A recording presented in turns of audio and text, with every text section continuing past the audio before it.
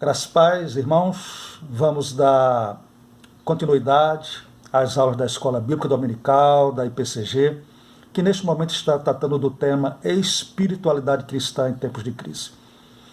Com base nesse tema, vamos fazer uma breve reflexão sobre o primeiro capítulo do profeta Abacuque e pensar um pouco sobre o problema do mal e como devemos nos portar diante dele, como devemos conduzir a nossa vida diante dessa realidade. Vamos à leitura então.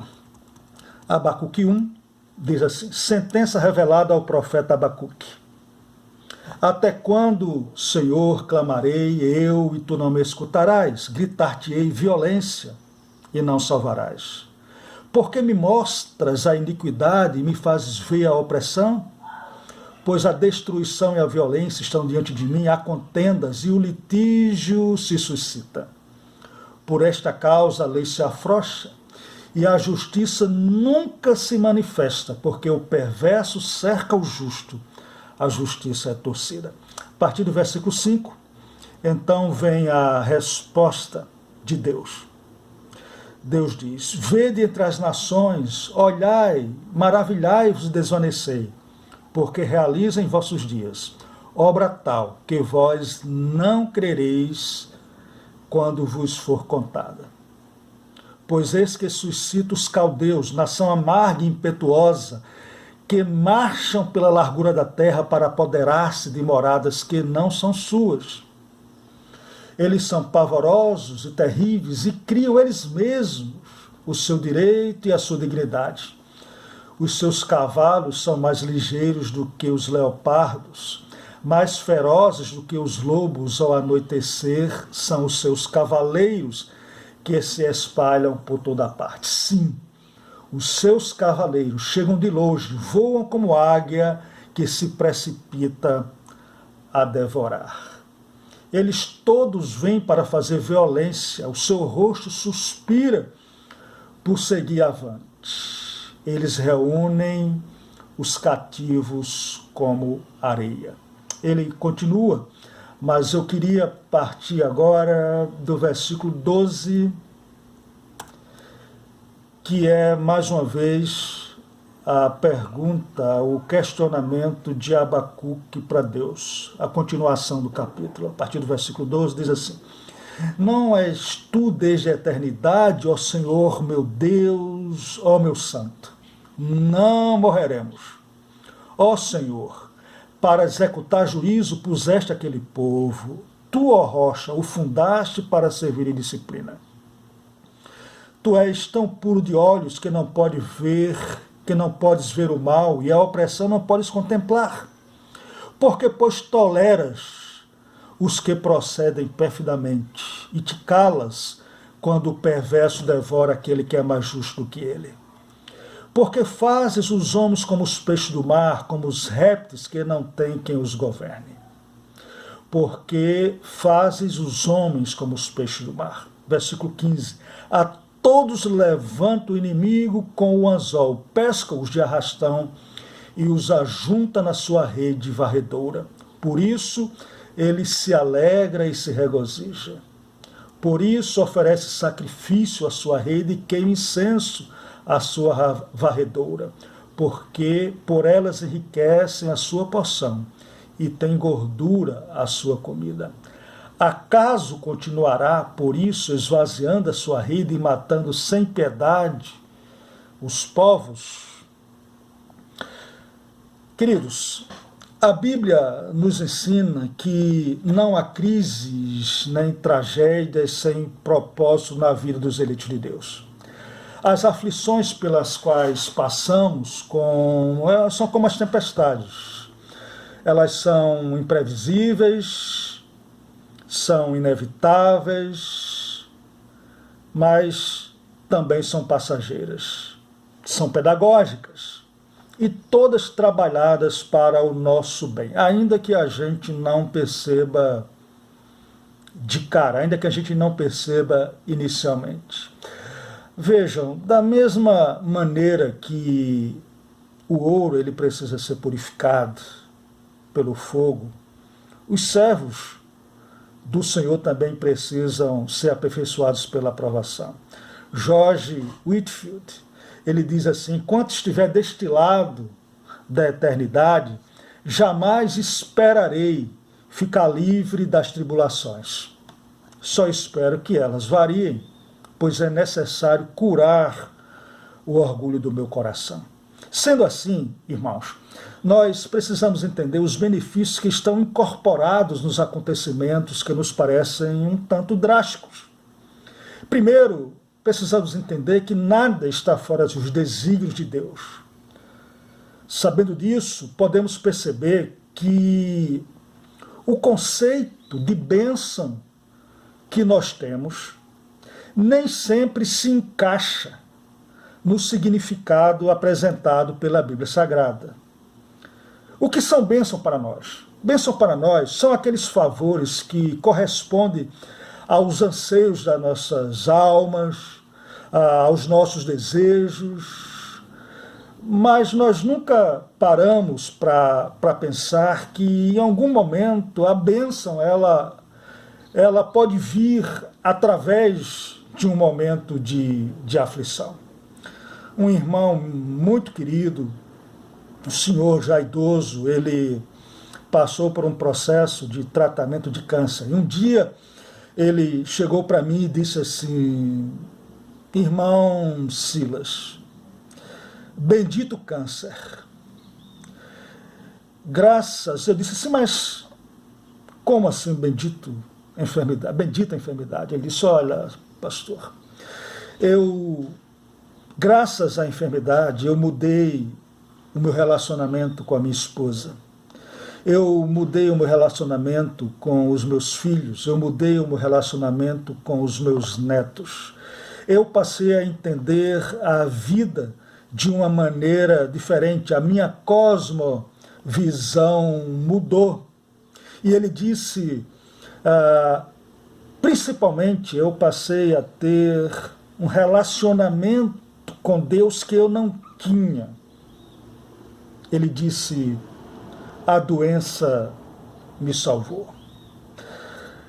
Abacuque é um dos profetas do Antigo Testamento, muito embora o seu livro tenha sido escrito há dos 2.600 anos aproximadamente, a sua mensagem é extremamente atual. Ele profetiza em um tempo em que a nação, o reino de Judá, estava à beira de um colapso.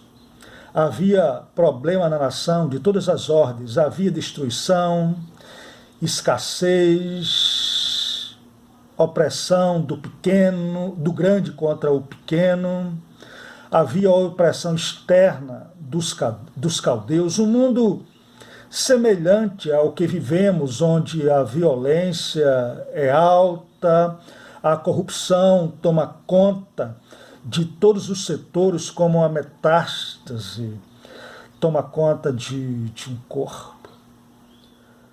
O profeta, diante daquela situação, esperava uma resposta de Deus às suas orações. Ele estava incomodado, o que o preocupava não era apenas o sofrimento do povo, o seu próprio sofrimento, mas o silêncio de Deus, a demora de Deus em agir. Então o profeta ora, ele começa fazendo um questionamento a Deus, ele pergunta: até quando, Senhor? É uma expressão de angústia diante do que ele estava vivendo. É como se ele não estivesse conseguindo conciliar aquilo que ele cria com aquilo que ele estava vendo.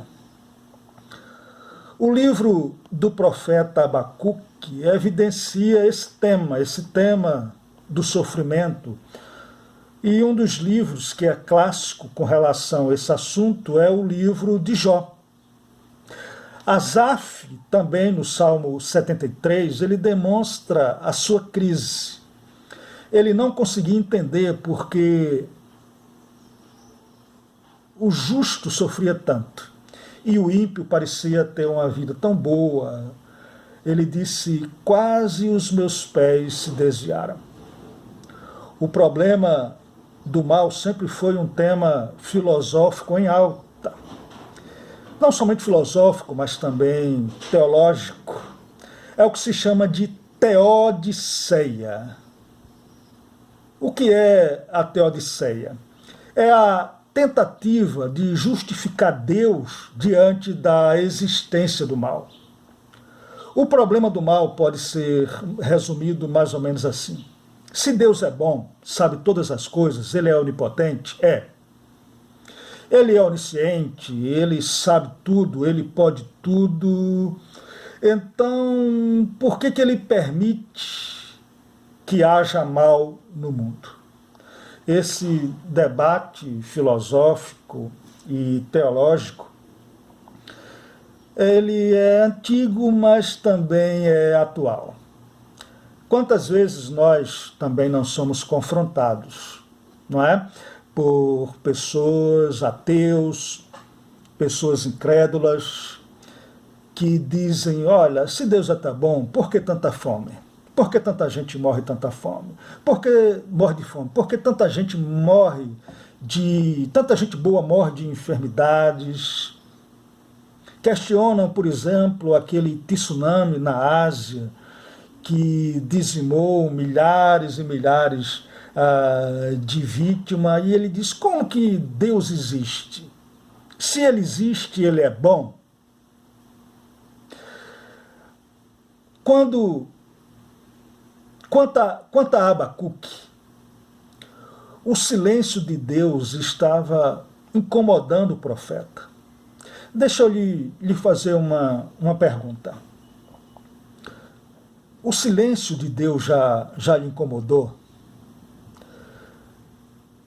O sofrimento seu próprio, de outras pessoas, já levaram a você a perguntar ao Senhor: Senhor, até quando? Ou talvez, e além disso, você pergunta: mas Senhor, por que comigo? Por que comigo? Por que eu tive que me despedir do meu filho? Por que o meu marido foi embora? Por que essa enfermidade? Por que esse sofrimento? Por que essa aflição? Até quando, Senhor? Sei que você, como eu, já tivemos crises semelhantes a esta de Abacuque.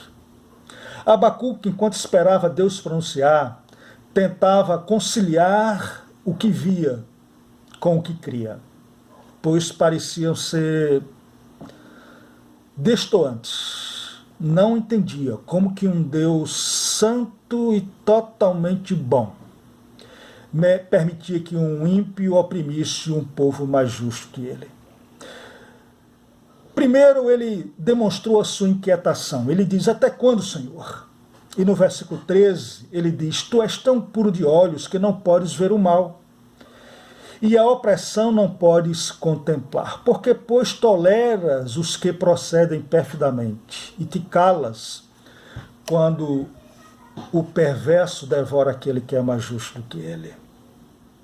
Essa crise levou o profeta a se questionar, então, como que um Deus bom poderia permitir o mal e ainda assim continuar sendo santo.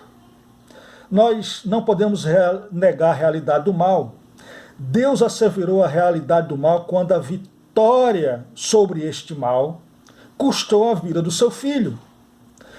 Jesus sofreu mais do que qualquer ser humano, morreu de forma humilhante e dolorosa e ressuscitou para vencer o mal. Foi o que Isaías disse: ele foi o servo sofredor. Então esse problema, o problema do mal, é um tema importante a ser tratado. Vamos voltar aqui ao exemplo de Jó. Jó não entendia porque o mal veio sobre ele. Ele que se considerava tão justo, tão bom. E ele fez algumas perguntas a Deus. E é interessante que Deus não respondeu diretamente às suas perguntas, mas fez mais perguntas, perguntas que o fizeram pensar. Não somente o fizeram pensar, mas perguntas que o humilharam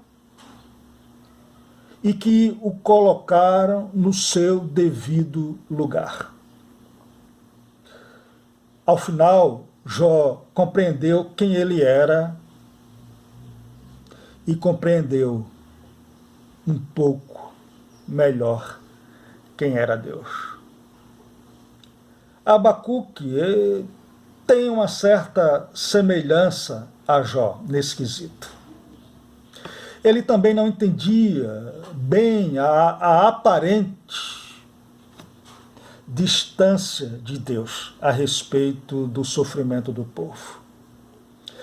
Nesse texto, nós podemos destacar algumas reações interessantes, importantes para a nossa edificação.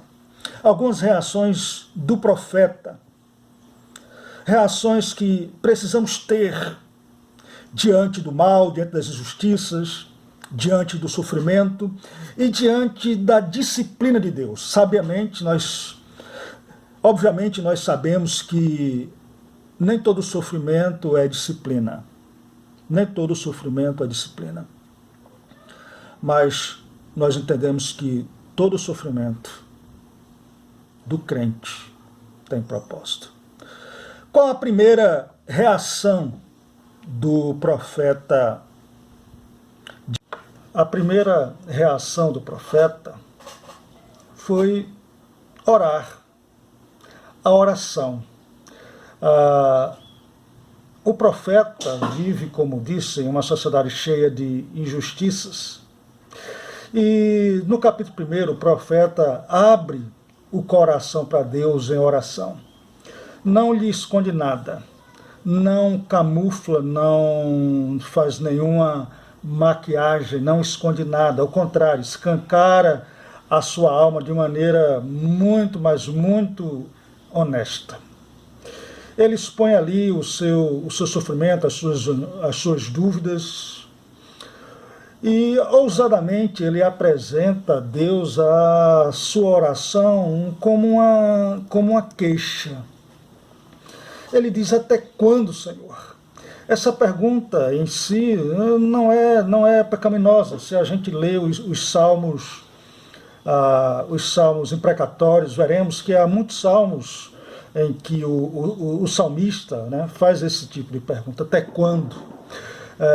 O que incomodava o profeta era, além do sofrimento, como já falei, era também o silêncio de Deus. Abacuque estava incomodado com as injustiças. Estava extremamente preocupado com o pecado do povo, a violência. Aliás, essa palavra violência aparece pelo menos umas 6 vezes em Abacuque, que é muito, considerando que Abacuque tem apenas 3 capítulos. Então, Abacuque estava vivendo realmente muita angústia, muita angústia. E ele toma a medida correta. Ele não apresenta as suas queixas para outras pessoas. Ele não murmura o sofrimento. Ele apenas apresenta a Deus aquilo que ele estava sentindo. Na medida que nós nos santificamos, passamos a ter um maior zelo, vejam, pela justiça de Deus. A injustiça incomodava o profeta.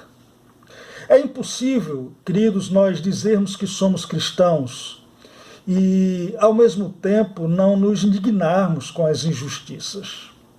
Ao mesmo tempo, não nos compadecermos daquelas pessoas que sofrem. Ao mesmo tempo, não chorar com aquelas pessoas que choram. Não nos preocupar com o que vemos no mundo. E o salmista, na medida em que ele se preocupava ele também apresentava a Deus e ele perguntava: até quando? O até quando do profeta revela não desesperança. Ao contrário, o até quando do profeta, na verdade, revela esperança, porque ele estava se portando a um Deus que ele cria, que era totalmente santo. Tanto que ele revela isso mais na frente, versículo 13, tu és totalmente santo. Então, ele cria que Deus poderia fazer algo por ele. O profeta vai a pessoa correta falar da sua indignação, da sua preocupação, do seu sofrimento e do sofrimento do povo. Não se queixou para outros. E quando lemos esse capítulo e os demais, vemos que ele cria profundamente em Deus, ele confiava no Senhor, de modo que ele sabia que a sua oração seria ouvida. Acho que um dos grandes problemas nossos é que nós oramos a Deus como se não acreditássemos que Ele está ouvindo. Dos grandes problemas nossos é que nós oramos muitas vezes por orar, mas a nossa fé não é suficiente para crer que Ele pode intervir, que Ele pode mudar, que Ele é dono da história. Então, diante da situação difícil do povo, do profeta, ele busca em Deus a solução. E é interessante é que ele ouve do Senhor a resposta de Deus, dos versículos 5 até o 11, eu creio que não seria bem o que ele queria ouvir. Quando a gente apresenta as nossas dores para o Senhor, a gente quer ouvir que Ele vai aliviar, a gente quer ouvir que Ele vai ajudar, que Ele vai resolver, enfim. E o que se viu nos versículos 5 até o 11 é Deus falando o seguinte: olha, eu vou fazer uma obra, é verdade, eu vou fazer uma obra que você vai ficar espantado. Agora, é o seguinte, o que é que eu vou fazer? Eu vou enviar os caldeus, um povo terrível, um povo violento, e eu vou trazer mais opressão para vocês. A resposta de Deus foi surpreendente. E o que Deus anuncia, que está trazendo os caldeus, esse povo ímpio e violento, isso de alguma maneira eu creio que deva ter realmente chocado o profeta. Imagina então você orando por um sofrimento e Deus dizendo que vai resolver enviando um sofrimento ainda maior, enviando mais sofrimento. Aqueles que pregam o evangelho da prosperidade, que diz que se você tiver fé suficiente, você vive uma vida maravilhosa, sem perrengues, sem problemas, sem sofrimento. Se você está enfrentando algum problema, então certamente a sua fé não anda lá essas coisas, ou então você anda pecando muito. Eu creio que esse pessoal aí que prega essa teologia aí da prosperidade não gosta muito desse texto, porque eles dizem que cristão tem que ter a saúde perfeita, riqueza, alegria constante. E esse texto nos ensina que Deus tem seus métodos de resolver os problemas. E uma das maneiras que Deus usa para abençoar os seus é o sofrimento. É a disciplina, muitas vezes. Nem toda disciplina, nem todo sofrimento é, obviamente, a disciplina de Deus. Mas, em alguns casos, sim. O sofrimento, a cura do povo, a bênção do povo seria pela opressão dos caldeus, ou seja, os caldeus serviriam para disciplinar o seu povo. Ou seja, Deus faria justiça com o seu povo, mas fazendo uso das suas misericórdias. Deixa eu lhe perguntar, quem escaparia da justiça de Deus sem as suas misericórdias e graça. A disciplina de Deus envolve a sua justiça e a sua misericórdia ao mesmo tempo. Heber Campos Júnior, em seu comentário sobre o livro de Abacuque, e aliás é um livro que eu recomendo chamado O Triunfo da Fé, ele diz o seguinte: a disciplina é o resultado do amor do pai para com seus filhos, conforme Hebreus 12. A justiça revida, o amor disciplina. A justiça é sem misericórdia, o amor é acompanhado de misericórdia. Aquele a quem o Senhor ama, ele não revida com justiça, mas disciplina como prova de amor. Então, irmãos, se somos disciplinados por Deus, é sinal de que somos do Senhor. É sinal de que somos filhos. É sinal de que somos eleitos por Deus. Então, em primeiro lugar, a oração. A resposta de Deus não foi, talvez não tenha sido exatamente aquilo que o profeta queria ouvir. Mas há outra maneira, né? Há algumas maneiras de nós reagirmos à disciplina do Senhor. Pelo menos, três maneiras corretas de nós reagirmos à disciplina de Deus. Em primeiro lugar, não menosprezar a disciplina. Nós não podemos ser insensíveis quanto à questão espiritual do sofrimento. Precisamos reagir de forma diferente daquilo que o mundo entende, da maneira como o mundo reage. Entender que há propósito no sofrimento. Se estamos sendo disciplinados, é para o nosso bem. O sofrimento, então, não deve endurecer o nosso coração. O sofrimento deve amolecer, na verdade, o nosso coração. Hernandes Dias Lopes, ele diz que Deus não desperdiça o sofrimento na vida dos seus filhos. Todos os grandes homens de Deus passaram pelo sofrimento para se aperfeiçoar. Posso começar lá por Abraão, Moisés, o apóstolo Paulo. Certamente você concorda comigo, todos os grandes homens de Deus passaram por grandes aflições. Spurgeon, né, um grande homem de Deus, um pregador extraordinário, sofria de depressão, passava tempos e tempos doente, deprimido. Então, Deus tem a sua maneira. De modo que uma das maneiras que nós precisamos enfrentar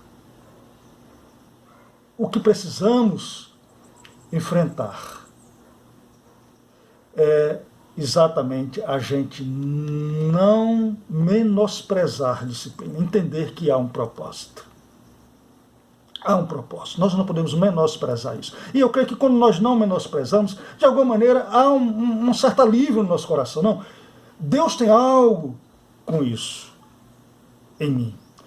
Esse sofrimento, essa aflição, ou mesmo essa disciplina vai me tornar alguém melhor. Então, em primeiro lugar, não menosprezar a disciplina, não menosprezar o sofrimento. Em segundo lugar, não murmurar. O sofrimento pode causar algo que desagrada muito a Deus, que é a murmuração. Uma das grandes razões porque o povo de Deus passou 40 anos vagando no deserto foi a murmuração. Eles tinham uma nuvem que, trazia sombra, conforto durante o dia, guiava à noite, trazia direção, as sandálias deles, as roupas não se desgastavam, água brotava da rocha, havia o maná que eles recebiam do céu e ainda assim murmuravam. Eles diziam: por que é que nós saímos lá do Egito? Lá pelo menos tinha as cebolas que nós comíamos, né? Tinha os legumes, e nós aqui estamos... O que é que nós estamos vivendo aqui neste deserto? E eles não consideravam quem era Deus, o que Deus estava fazendo por ele, como que Deus tinha tirado aquele povo do Egito com mão forte, com mão poderosa, e tantos milagres que eles já tinham visto. E ainda assim murmurava. A murmuração afronta a Deus, porque é um sinal principalmente de incredulidade. Não somente de incredulidade, mas de ingratidão. Às vezes, conseguimos ser gratos quando recebemos uma bênção de Deus, mas somos incapazes de ver a mão do Senhor cooperando para o nosso bem em qualquer circunstância, inclusive numa circunstância que nos desagrada. Não murmurar. A terceira maneira como nós devemos enfrentar essa tribulação é não fraquejar. O profeta, ele orou a Deus e em um determinado momento ele diz: olha, nós não morreremos. O que quer dizer com isso? Havia ali uma esperança. Havia uma esperança de que Deus disciplinaria o povo, mas com amor, com misericórdia, e que não seria o fim, aquele sofrimento não seria o fim. Não fraquejar. Quando nos desesperamos, é porque achamos que o sofrimento, na verdade, é maior do que aquilo que podemos suportar. A terceira coisa que precisamos entender deste capítulo que lemos sobre Abacuque, em primeiro lugar, orar, reagir de maneira correta da aflição e ter esperança. No versículo 12, o Abacuque diz assim: não és tu desde a eternidade, ó Senhor, meu Deus, ó meu santo? Não morreremos. Ó Senhor, para executar o juízo puseste aquele povo. Tu, ó rocha, fundaste para servir de disciplina. O salmista, um homem cheio de confiança no Senhor, ele expõe aqui alguns atributos do Senhor. Ele diz que o Senhor é desde a eternidade, que o Senhor é eterno, que o Senhor é santo, né? Que o Senhor é aquele que executa juízo, mas com misericórdia. Ele diz aqui: nós não morreremos. Então, queridos, para nós entendermos um pouco sobre a resposta de Deus, Abacuque declara os atributos divinos e fala do relacionamento pactual do seu povo. Ele diz que Deus é eterno, que transcende a temporalidade.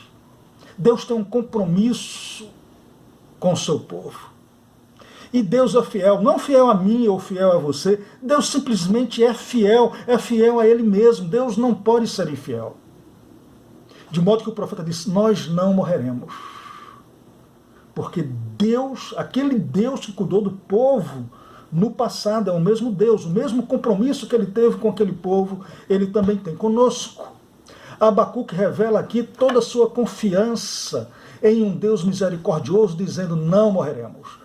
É como se ele estivesse dizendo: Deus fez um pacto com o seu povo e não foi em vão. Deus não vai descumprir a sua promessa, porque Ele é fiel. Da mesma maneira, queridos, para terminar esta aula, pensemos em algo importante, eu diria maior. Deus enviou o seu Filho, todo santo, perfeito, para padecer, para ser o servo sofredor, para tomar o nosso lugar na cruz do Calvário. Ele enviou seu Filho. Enviou seu Filho para a morte, morte horrível e humilhante em nosso favor. Esse Deus que provou o seu amor desta maneira, Ele vai nos abandonar? O Senhor não nos abandonará jamais. Há uma passagem na Bíblia que diz que ainda que uma mãe venha abandonar seu filho, venha esquecer o seu filho que ainda a mama, eu todavia não esquecerei de você. O Senhor não nos abandona jamais. Precisamos entender, eu quero terminar com esta frase aqui. Precisamos entender que o nosso sofrimento, de qualquer maneira, ele é leve e momentâneo, como diz a palavra, e produzirá em nós eterno peso de glória. As nossas aflições momentâneas não são absolutamente nada comparadas a uma eternidade de gozo, alegria e paz com o nosso Senhor. Vale a pena perseverar. Vale a pena entender um pouco mais sobre a vida, sobre o sofrimento, sobre o problema do mal. Que Deus abençoe os irmãos, fiquem na paz, Deus abençoe ricamente.